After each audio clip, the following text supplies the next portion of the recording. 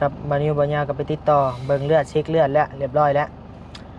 มีแต่เอาใบสั่งเลือดจากหมอบาดนี้พี่น้องเลยไปเอาเลือดเนาะถือว่าได้แล้วแหละเนาะได้แล้วร้อยแล้วบาดนี้ร้อยเรียบร้อยพี่น้องเลยเพราะว่าเมื่อคืนนี้ทางบานิวก็โทรทักถามเบิ่งก่อนคร่าวๆเนาะบาดนี้ถือว่าร้อยแล้วได้แล้วพี่น้องเลยใบเลือดกับเลือดพี่น้องเลยกระติกแห่งชีวิตพี่น้องเลยเนาะ ถ้าบ่มีตัวนี้น้องเต้ก็ผ่าตัดบ่ได้พี่น้องเลยเนาะโดยไปพี่น้องเลยฮอดศูนย์การแดงแล้ว ไปพี่น้องเลยเรียบร้อยเนาะนี่เลือดอยู่ในนี่แหละพี่น้องเลยเนาะบาดนี่จวดหมอไปแล้วบาดนี่เนาะโอเคขอบใจหลายๆใช่เลยตอนแลนเตะจะลื่นลงแลนแล้วเลือดก็โอ้พี่น้องเลยบ่เป็นเรื่องง่ายเด้อพี่น้องเด้อเนาะมันในนี่มันแบบนี้พี่น้องเลือดนะมันบ่มีมันบ่มีในสต็อกและค่าเขาบ่ได้จองไว้ผู้เขาที่เกิดอุบัติเหตุมานี่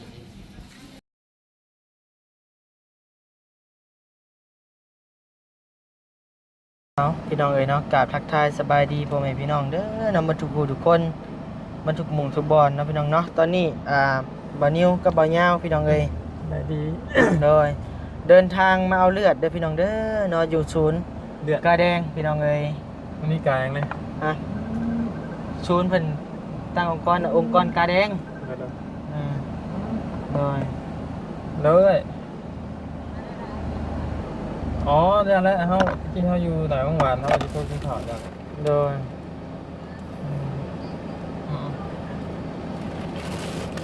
ตอนนี้ทางบ่าวนิวทางกับบ่าวยาวก็กำลังรอถ่าเลือดอยู่นะพี่น้องเนาะ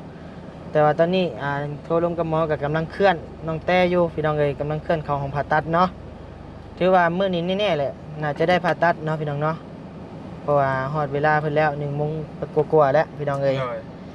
ทางเลือดก็เบิ่งก่อนน่าจะได้พี่น้องเอ้ยมาฮอดจุดนี้แล้วเนาะเพราะว่าก็ได้บ่นิ้วอีกแล้วแม่นเขาแนะว่าเขาเป็นกรุ๊ป O นี่ใส่กรุ๊ป A ได้อยู่ว่าซั่นเนาะโอนี่ใส่ A ได้บ่น่าจะได้เพราะว่าได้ยินจาก เพิ่นกินนี่เขาก็บ่ฮู้หลักการปานใด เลือดข่อยทำอะไรหรอมันเจ้าของเลือดยังไงก็บ่ได้ใจอีกเฮาก็มันหึงเลยเด้ตรวจบ่พาไปตรวจเจ็บได้บ่จุกๆเลยติ๊บเข้าไปก็เจ็บอยู่กะคะแนนเพิ่นมีเลือดก็บ่กวดก็ได้คะแนนว่าขมังอันนี้รอจังกวดอย่าพูดเลยอย่ากวดให้ค่อยนึกไว้ซะดอกกวดบ่ยากดอกทั้งอ้ายเพิ่นนี่ก็กวดได้สบายอยู่ข่อยจะพูดว่าข่อยกุบอย่างนี้ติ๊บบาดนึงบ่ยากเจ็บได้ก็มันโอดิโอ้เด้เรามาแล้วพี่น้องเอ้ยเนาะเดี๋ยวทั้งอ้ายเพิ่นมาแล้วเดี๋ยวบ่นิวลงไปลมกับเพิ่นก่อนเนาะเด้อพี่น้องเอ้ยมาถ่าเอากระติกเด้อพี่น้องเอ้ยยังรอถ่าเอาใบสั่งเลือดกับดูดเอาเลือดน้องแต้ไปเทียบเบิ่งพี่น้องเอ้ยหรือว่าใดๆหลักการของเพิ่นนั่นแหละเนาะใบสั่งเลือดว่าง่ายซะเนาะเอาจากท่านหมอใหญ่นั่นแหละกำลังดำเนินการอยู่พี่น้องเอ้ยของน้ำกันกินนี่กับบานิวบาญาก็ไปติดต่อเบิ่งเลือดเช็คเลือดแล้วเรียบร้อยแล้วมีแต่เอาใบสั่งเลือดจากหมอบาดนี่พี่น้องเลยไปเอาเลือดเนาะถือว่าได้แล้วแหละเนาะได้แล้วร้อยแล้วบาดนี้ร้อยเรียบร้อยพี่น้องเลยเพราะว่าเมื่อคืนนี้ทางบานิวก็โทรทักถามเบิ่งก่อนคร่าวๆเนาะบาดนี้ถือว่าร้อยแล้วจวดเลยบาดนี้เนาะถือว่าได้ผ่าตัดมื้อนี้แน่นอนพี่น้องเลยเนาะโดยถือว่าสุดๆเลยเนาะแลนนี่จวดหน้าจวดหลังอยู่กินข้าวจนป้าข้าวพี่น้องกินนี่ยังบ่อิ่มอยู่น้องบอกว่าอยู่บ่ยอมจังหน่อยมาผู้ใดจังสิกินต่อบ่ยอมแล้วข่อยยังบ่อิ่มอยู่กำลังนั่งกินข้าวแซ่บพี่น้องเอ้ยทั้งเบาบอยย่างมาว่าอ้ายเขาอยากได้เลือดได้ว่ะข้าวรถมึงทีมรถเขาบาดนี่เฮ็ดได้เฮาต้องเร่งนะพี่น้องเนาะ ถ้าว่าเฮาพลาดโอกาสบ่ได้ผ่าตัดมื้อนี้ก็สิได้รออีกอะนะเนาะมันก็ยันมันชุดโทรมลงกว่าเก่าพี่น้องเอ้ย แต่ว่าได้แล้ว แต่ว่าได้แล้วมื้อ เตรียมแล้ว เตรียมเรียบร้อยแล้ว มีทีมเคียงไว้ใช่ไหม ว่าง่ายๆก็พร้อมเชือดนะเอาคนมาเชือดเลยนะเพิ่นกำลังเคลื่อนอยู่ตอนนี้ก็ได้เออ แต่ย่านั่นแหละพี่น้องมันเราเดี๋ยวผ่าตัดยังก็ย่าสิไก่เข้าใจก็ย่าได้ผ่าตัด ย่านได้เนาะมีดกรีด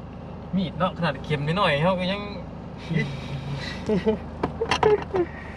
แต่มันจะต้องโดนอ่ะมันจำเป็นมันต้องเฮ็ดน่ะ แมน ขาดยัดเป็นแม่ตลอดโทรมาวันนี้ เลยเอาพี่น้องเอ้ยรอถ่าไปนำกันเนาะพี่น้องเนาะนี่แหละ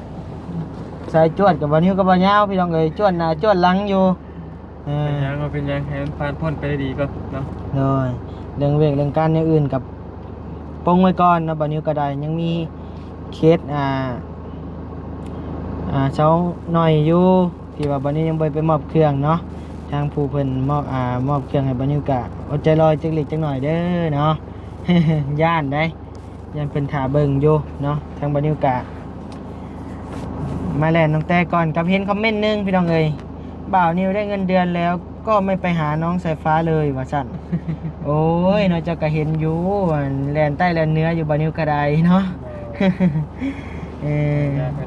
โดยกะอยากไปหาอยู่น้องสายผ้ากะหายังติดภารกิจอยู่นี่เนาะ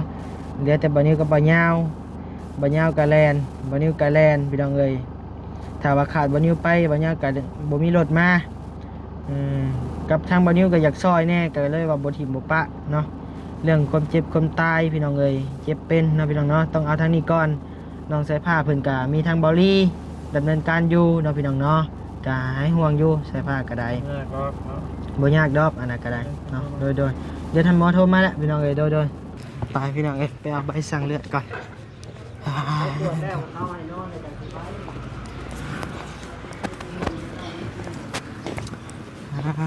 แหลมลบเขาลบออกนี่แหละพี่น้อง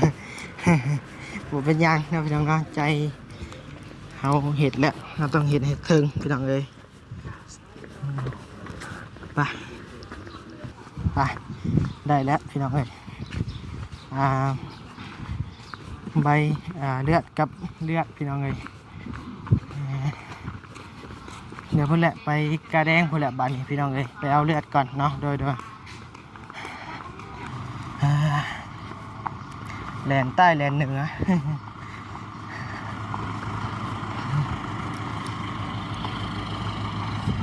กระติกแห่งชีวิตพี่น้องเอ้ยเนาะ ถ้าบ่มีตัวนี้น้องเต้ก็ผ่าตัดบ่ได้พี่น้องเอ้ยเนาะโดยไปพี่น้องเอ้ยฮอดศูนย์กาแดงแล้ว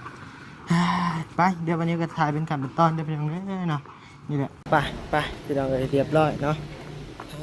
นี่เลือดอยู่ในนี่แหละพี่น้องเอ้ยเนาะบาดนี่จวดหมอแล้วบาดนี่เนาะโอเคขอบใจหลายๆขอบใจ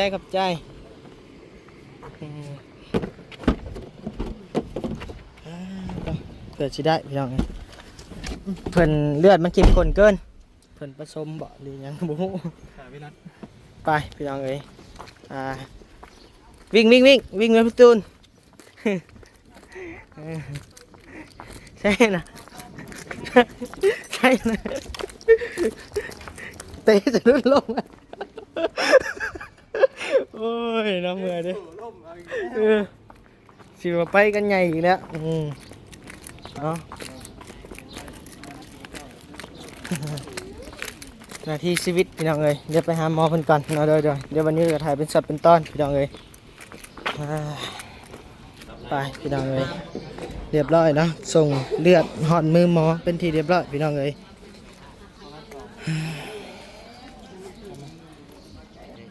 พี่น้องเอ้ยเนาะ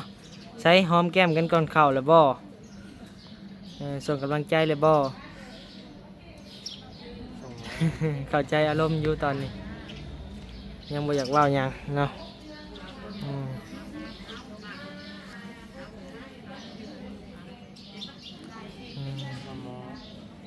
หมอเพิ่นว่าได้ไดให้เขาไปนั่งนำเพิ่นบอกว่าได้ไดญาติบ่ เจอพวกเขาซะ กะตะจ้อยแลกเข้าไปนั่งเบิ่งบ่ต้องไปเบิ่งก็ได้หรอกหันหลังใช่ก็ได้ อืม เป็นหยัง หรือว่าบ่เบิ่งก็ได้บ่เป็นหยังดอกวางใจมอแล้วก็แล้วแหละ แม่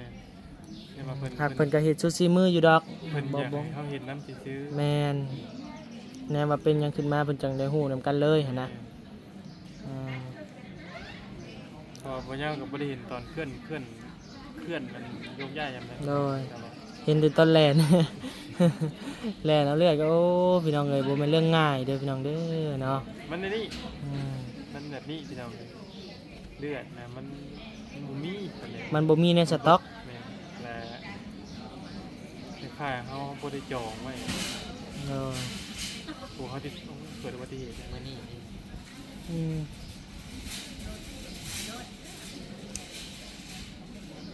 อืมอย่างเลย คล้ายๆอันเอาให้ผู้หนึงติดต่อเอาเลือดแล้วก็บ่ไหล โดย คล้ายๆเขาบ่ได้เอาเงินจองไว้เลยนี่ก็เลย โดย ก็เลยที่นี่บุ่นไว้ก็เลยเอาเพิ่นสิเข้า บุญเลยป่าน แน่นางอยู่เนาะอันนี้แบบเพิ่นก็นั่งที่นั่งรุ่นกันอยู่ห่มนี่บ่แม่น บ่เขามานั่งพักเช้าซื่อๆมีแต่จุเฮาแหละเพราะว่าผ่าตัดได้เทื่อละคนเด้ อันนี้ตอนนี้เนี่ยแผนกผ่าตัดที่นี่กันพี่น้องนะ โดยนี่ได้ห้องผ่าตัดก็ได้พี่น้องอยู่ในพุ่นแหละรอรุ่นเบิ่งสิจักชั่วโมงเนาะพี่น้องเนาะ วัดเอานะเบิ่ อื ง มถึงเติบได้ เบิ่ง ถึงตามที่เคยได้ แม่นบ่ โอ้2 ชั่วโมงจังหวะก็ว่าบ่ได้แล้วแต่เคส เบิ่งกัน เคสยากเจ็บบ่ยาก เฮ้ยตาจ้อยมาทำกันพี่ก็ได้มาพี่ เป็นห่วงลูกบ่คือว่านั่งง้อยเงาอยู่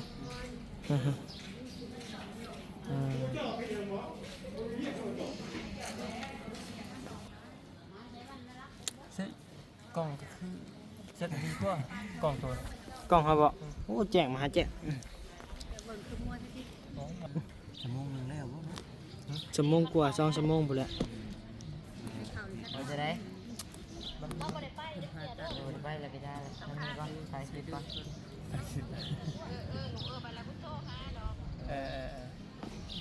มันแล้วต้องบอกพี่น้องก็ได้ พี่น้องเอ้ยถือว่าเข้าห้องผ่าตัดแล้วเด้อพี่น้องเอ้ยเนาะทางน้องเต้เฮาก็ได้เด้หมอแฮมมาแล้วบ่ ระยะละ เอาเข้าห้องผ่าตัดไปที่เรียบร้อยพี่น้องเอ้ยเนาะมีแต่รอพี่น้องเอ้ยรอออกมาสิเป็นใดๆเนาะพี่น้องเนาะ นี่ศาสตร์เนาะเพราะว่าแสนหาเนี่ย ใช่นี่บ่หับไม้ครับบ่ เอาพอดีไปเล่นแปลเลือก2 ล้าน2 แสนพี่น้องเลือกก็ได้เล่นดังอยู่เข้าไปเพิ่งเติบแล้วบ่ ประมาณได้แล้ว50 นาที ได้หาชิปแล้วบ่ ประมาณชั่วโมงหนึงแล้วเนาะประมาณนั้น เพื่อดมยาสลบอีกเด้ สิได้ชั่วโมงหนึงแล้วแม่เพราะว่าผลไม้ก็2โมง อืมแต่ว่าเฮาแล่นเลือดเฮิงเติบเลยเนาะแต่เพิ่นยังบ่ได้เข้าพุ เพราะว่าตอนเฮาเล่นเนี่ยเพิ่นกำลังเข้า อืม เพิ่น เพิ่นกำลังเคลียร์กันเด้เพิ่นกำลังเคลียร์มาถามกันสิเอาไปทางนี้จะออกไปเอาเลือดแต่พอดีบ่ได้เพิ่นก็มามา โดย เป็นยังเนาะ มาก็ ที่จะปลอดภัยนี่แหละบ่เป็นหยังหรอกเนาะ เดี๋ยวนี้ได้บ่ย่านดอกไว้ เป็นแพทย์น้ำหมอเป็นบ่ตอนแรกเพิ่นไปให้เฮาเข้าไปนั่งน้ำบ่ ครั้งแรกเพิ่นว่าว่าให้มีครูอันหนึงเข้าไปนั่งน้ำเพื่อครูฮู้เพิ่นน่ะสินะ อ๋อคือตอนผ่าตัดเพิ่นบ่ให้นั่งดอกแต่ว่าตอนเอาเข้าไปที่บิดนั้นเพิ่นได้ถามข้อมูลเออ เพิ่นถามว่าครูฮู้คน เพิ่นได้ถามข้อมูลว่าใครเป็นคนแล่นให้สินะใครเป็นคนไปเอาเลือดซั่นสินะ หักมันบ่ยากดอกอันน่ะท่านหมอใหญ่เพิ่นอยู่พุ่นน่ะเพิ่นฮู้แล้ว เพราะว่าเพิ่นผู้ ท่านหมอพูดฮู้บ่ผู้นี้บ่ฮู้เพิ่น แม่น ถามอยู่ แต่ว่าท่านหมอแต่ที่เฮาแล่นนี่เพิ่นก็ออกมาเอาเลือดกินนี่เพิ่นแหละเป็นผู้ผ่าตัดเองกับมือ บัดนี้เพิ่นบ่ยากดอกบาดนี้อยู่ย่องเข้าไปเลย โดย ว่ายังไงคือผู้หนึงเพิ่นประสานงานหาผู้หนึง อ่า แต่ ห ว่า ลายคนเพิ่นยังบ่ฮู้กัน บ่ยาวกับน้องนิ้วแบบ ยิง ประสานงานกับผู้ผ่าตัดเลย แม่ นะ นผ่าตัดเลย ยิงตรงเลย โทรนำอยู่อ้าว 3 คน งงแล้วผู้หนึงว่าได้หนึ่งผู้หนึงว่าได้หนึ่งตี แบบเพิ่นเที่ยวทางนะมีเป็ดจี้ทั้งพี่เนาะจี้ทั้งเฮาปัดบ่จักแนวเลยจะโทรหาบ่ายาวได้บัด นี่ นี้ จะช่างให้กินข้าวอย่างเดียวนะ ไม่ยากหรอก หลายคนได้ เพิ่นว่ามาเพิ่นก็นี่เพิ่นก็ว่าอันเขาว่าได้พาได้เตรียมเลือดถุงนึงเด้อครับรับอันไว้ทำห้องไว้ที่นี่เพิ่นเนาะ หักเลือดมื้อแรงนี่ก็มีอยู่สำห้องแต่ว่าเฮายังบ่ได้จองไว้ ได้อยู่ครับใส่ไปก่อน ใส่ไปก่อนว่าในได้จังห เป็ วะ นกรุ๊ปที่หาง่ายอยู่ที่เนาะ ก็จะง่ายบ่ง่ายแล้วแล่นน้ำติ้ง โตเอยัง โบจ้าคนกรุ๊ปเลือดเลย อันนี้น่ะเลือดที่เอามานี่เอาออกจากคนเล็กใหม่ๆเลยนี่ เพราะว่าเพิ่นถึงนี่ก็เพิ่นยังยังทำลายอันเด็กขี้เลียนทำลายเรื่อง ขันตองใหม่ที่บ่อย่างประมาณนี้ เพื่อสิได้เอามาใส่อีกคนเพิ่นต้องปวดกลาง โอ้เนี่ยมันแหละเนาะ ผ่าสารเคมีมาทั้งซะ แม่น เพื่อทำความสะอาด จั ได้ กแมนกรุ๊ปยังโบจัก จักเคยบ่ฮู้แต่เคยกวดอยู่แต่ว่าห้องบ่ฮู้เด้พี่น้องเลย ปวด ถ้ามาบ่ได้ดีเขาก็ไปจับน้องนิ้วได้ใส่กินนี่ เกือบเฮาก็ได้ คือแน่นะผู้นี้คือว่าฮึกแน่นะ บ่ ตาคือว่าช่วงสีแข็งแห้งแน่ติ ได้อยู่เจ้ากะ ฮะ ได้อยู่ ชนวนพุ่นได้ชนวนคืออยู่ ได้ได้แล้วเนาะ บ่ ก็คือสิได้อยู่จำเป็นเลียรอก็ได้ เป็นดีบ่ทำจะเป็นดีกับชิซูแล้วเอากระ เลือดอยู่ในตัวคนนี่ผู้นึงมีจักลิตรเลย โอ้3 ลิตรบ่ โอ้ จักเลยเฮาก็บ่ฮู้ได้ เพราะว่าค่ะ จังว่า คือว่าลาย บ่ฮู้ดีเลยตัวนี้ บ่ฮู้บ่เว้าก็อย่า มันสิผิดเปลี่ยน ว่าหาที่คือลาย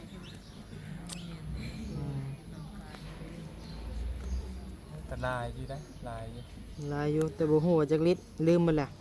ว่ามันเปิดผลิตออกมาเลยเนาะ บ่ได้มันผลิตมามันก็ต้องจักบ่ฮู้ผู้หญิงนี่ผลิตดุ ยิงผลิตดู เอ้า ใช่ผลิต เก่งได้เอามันออกเรื่อยมันเปลี่ยนเลือดใหม่ตลอดเด้ คอยก็ออกตลอดอยู่ได้ แม่ ออกทั้งดังขอเอาเลือดดังออกตลอดเลย เนี่ยนั่นมันสิตายแล้ว ดีเลย เว้าควรมันมันออกมาทางดังนี่มันเว้าลีได้เนาะอันตรายอยู่ เพิ่น แต่เนี่ยผู้หญิงมันปกติ ไปหาหมอเพิ่นก็ว่าเส้นเลือดฝอยในหูดังแตก เออนั่นแหละมีย่านตัวนั่นแหละ ก็เลยบ่ได้เป็นนักมวยนะหมู่เพื่อน เคยสิเป็นนักมวยบ่เจ้าก็ เดี๋ยวว่าเอาได้แล้วนักมวยรถจักชับศอกจักชับอย่างตัวรถบ่ได้ถึกศอกถึงหยังก็เลือดดังสะ แล้วคือว่าสู้ๆเด้อตั้งใจเอาเด้ ลมมีห้อยยิ้มเอาอีแล้วบัดนี้เฮ็ดได้ซะเนี่ยเข้าไปบนเพิ่นจัดการให้แล้ว ใช่ทางพ่อใช่เลย ของน้ำ อืม จ้ะดีอยู่นั่นก็ได้รถกระดาษโซกมาให้ ไหนๆมาเอาแล้วแม่ มาขอใน4เลยละ อันซีละล้านจังหวัดเอาแล้วเนาะ เอา27ไป27 9S 5S เอาเหล็ก2ตัวบนเหล็กสุ่ม เลข2ตัวนั่นแหละ จะไปเห็นเด็กๆไม่ใส่บาท ก็อย่านะผู้บอกสิถือผู้เดียว ว้าวมาบัดเดียวก็ฮู้ได้ว่าเอา เอาในใจ จักนะอยู่บดมือบ่เดียว ตัวมันถอยเบิ่งอยู่ดิ